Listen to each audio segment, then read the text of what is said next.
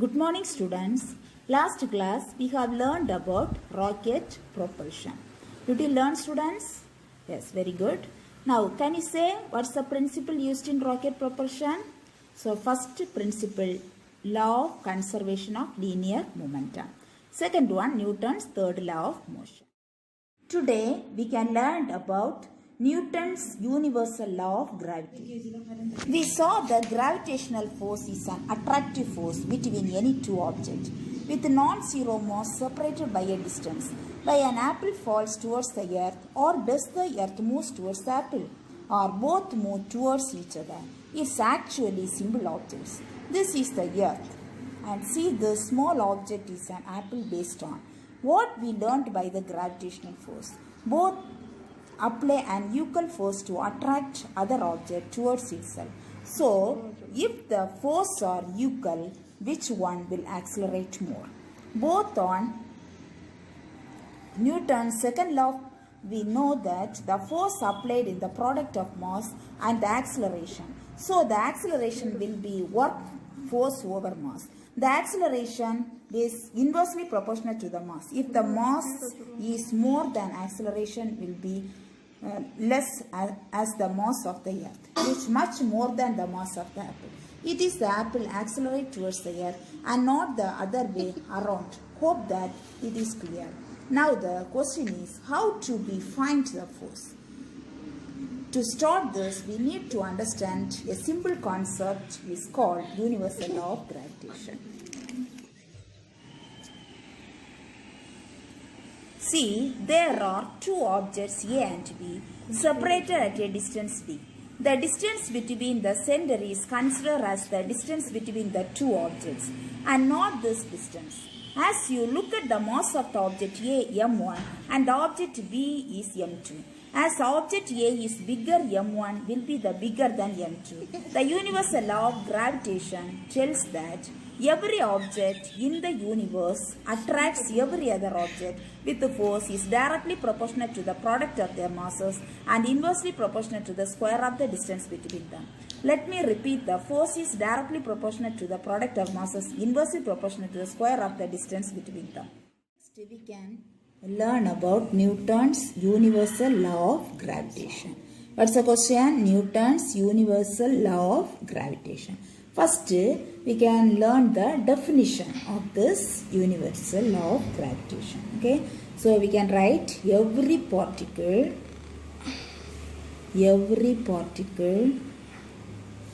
in the universe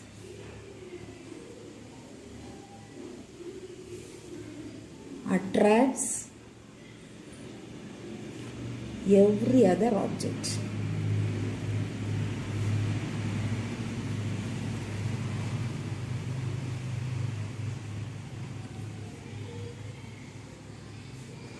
With the force is directly proportional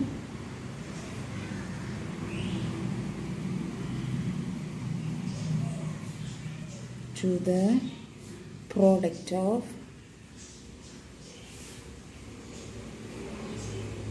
masses, product of their masses,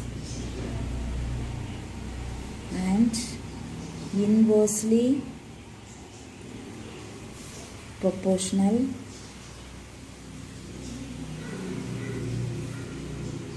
to the square of the distance between them.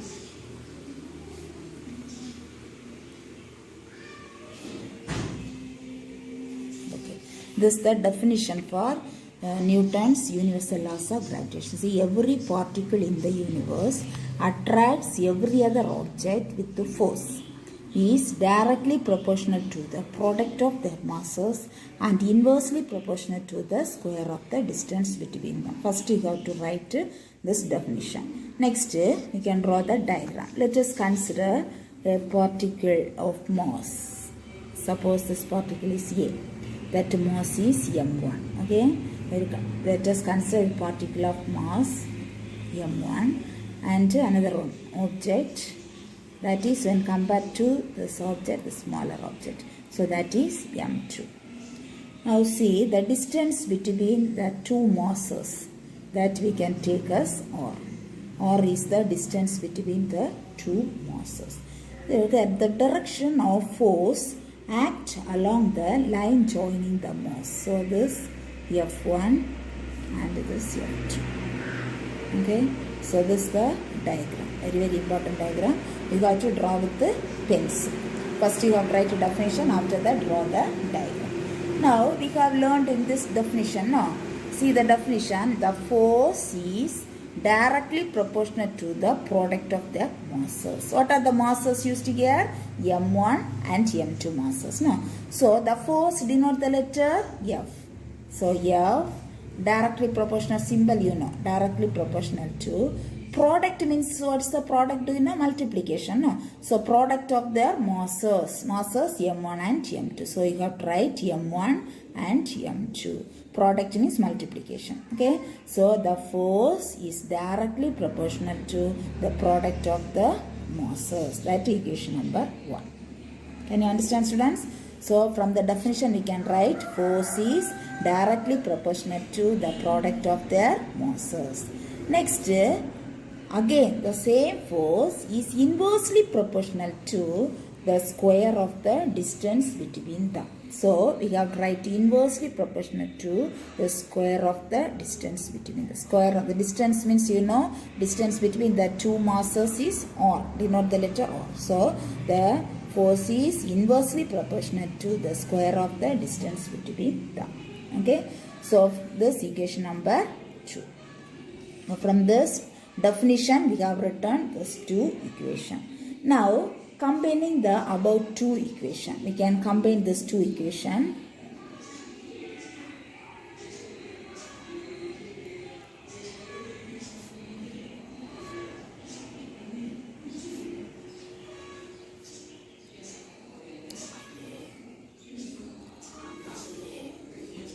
Now we can combine this equation 1 and equation 2. Okay. So now listen here. Here also force. Here also force. So we can write force. F proportional, directly proportional to the product of mass M1, M2.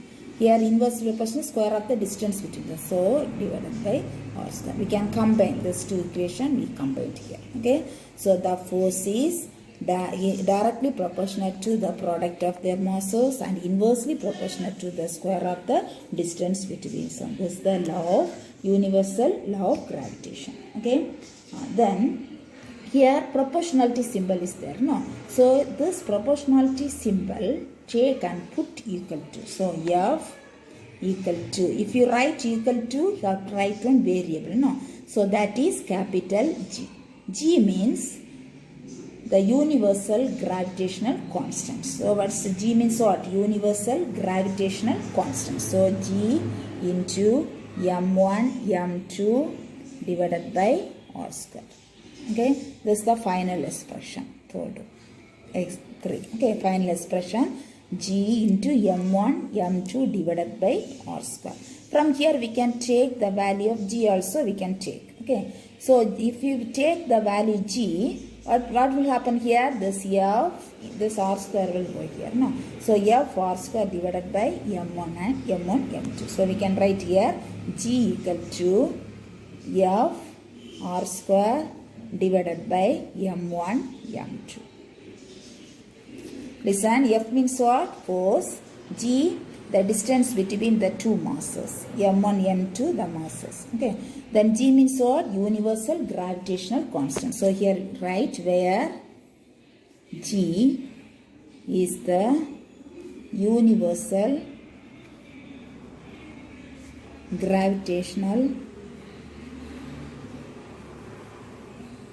constant. G is the universal gravitational constant.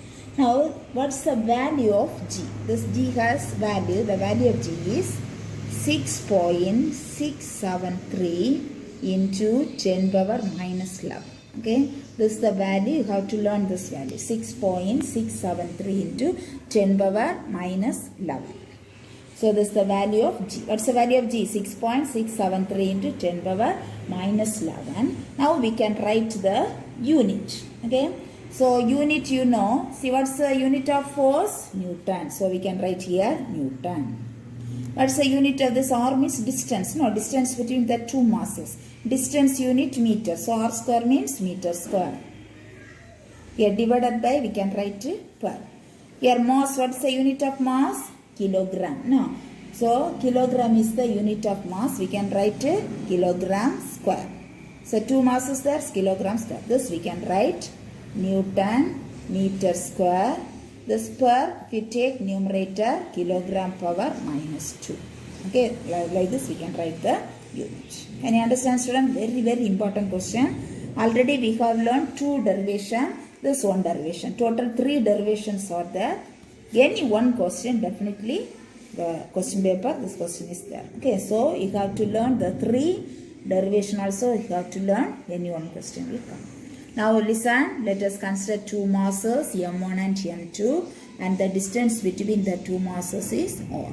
So according to the definition, force is directly proportional to the product of the masses and inversely proportional to the square of the distance between them. Take this equation 1 and equation 2, combine the above 2 equations, so you will get F is directly proportional to M1 M2 divided by R square. Now you have to take this directly proportional symbol and put equal to, put on variable, that variable is G. G means what? Universal gravitational constant. What is the unit value of G? 6.673 into 10 power minus 11 Newton meter square per kilogram square or Newton meter square kilogram power minus 2. So your book, this the third expression, up to third expression, this for writing unit only I have written the value G. Okay, this if you not write means also no problem. Up to this you have to write. Then where G is the universal gravitational constant, the value also you have to write, unit also. Whether you write this unit or this unit you have to write. Okay students, so learn well, write and learn, then only it's very easy. Okay. Now see the problem. Roman letter 7, the question number is 2. First question, last class we have learned. Second question. Listen all of you, the question. A ball of mass 1 kilogram. So mass of the ball is given 1 kilogram given. No? So mass we can write here. Mass, denote the letter M, equal to 1 kilogram. Okay. Mass of the ball how much given? 1 kilogram given. Now listen. Moving with the speed of 10 meters second power minus 1. So this, the unit, which one unit? Speed or velocity unit? No, meter second power minus 1. So here speed. Now listen, rebounds. Rebounds means, do you know the meaning? Rebounds, when the ball moves and come back. Okay, rebounds. After a perfect elastic collision. Collision takes place, after that only the ball will rebounds. Now with the flow. Now see, this initial velocity or initial speed only given, after rebounds only final velocity will come. Okay, so we can write here initial velocity. Initial velocity, denote the letter, anybody know? Initial velocity denote the letter U. So U equal to 10 meters second power minus 1. Okay, now after collision what will come? Rebounds means rebounds after a perfect elastic collision with the flow. So that is the final velocity. Final velocity denote the letter V. Now listen here, rebounds there, no? So we have to write here minus 10 meters second power minus 1. Okay, so why we have written here minus? Rebounds, one word is there in the question, so only we have to write here minus. Now understand what is given. Here what is given you have to write. Given how much? What and all? Mass M equal to 1 kilogram. Initial velocity U equal to 10 meters second power minus 1. Final velocity V equal to minus 10 meters second power minus 1. Now what you have to calculate? Calculate the change in linear momentum you have to calculate. Okay, what you have to calculate? Change in linear momentum. You know the formula. First, we have to find out momentum before collision. Okay, first momentum before collision. What's the formula? mu. Already you have learnt. Momentum before collision, mu. What's the value of m? 1. So 1 into, what's the value of u? 10. So what value you'll get to 1 into 10? 10. What is the unit of momentum? What's the unit of momentum? Kilogram meter second power minus 1. Okay. Like that you have to find momentum after collision. What's the formula? mv. So what's the value of m? 1 into, what's the value of v? Minus 10. So you'll get to minus 10. The unit of momentum, kilogram meter second power minus 1. Now what you have to find out? Change in linear momentum. Change in linear momentum. What's the formula? mv minus mu. So mv, what's the value? Minus 10. Then here minus mu value 10. So what's the value? Minus 20. What's the unit of momentum? Kilogram meter second power minus 1. Okay. Once again. So what is given? First you have to write. Mass is given 1 kilogram. Now initial velocity u equal to 10 meter second power minus 1. Final velocity not given in the question. You have to take minus 10. Why minus 10? Here rebounds. So we have to take here minus 10. Then momentum before collision equal to mu. So just to substitute the value, you will get to the value, and the unit of momentum is kilogram meter second power minus 1. Next momentum after collision is mv. So here substitute the value, write the unit of momentum. Now what you have to find out? Change in linear momentum. So the formula is mv. First v you have to write, don't forget.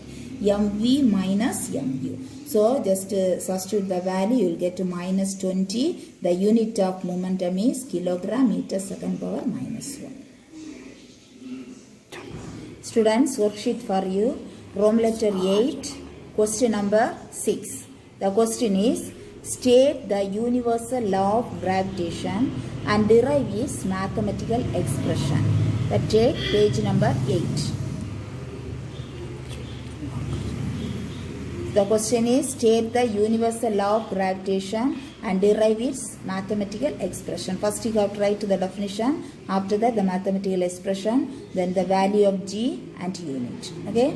Now take page number 8. Newton's universal law of gravitation. Every particle of matter in this universe attracts every other particle with a force.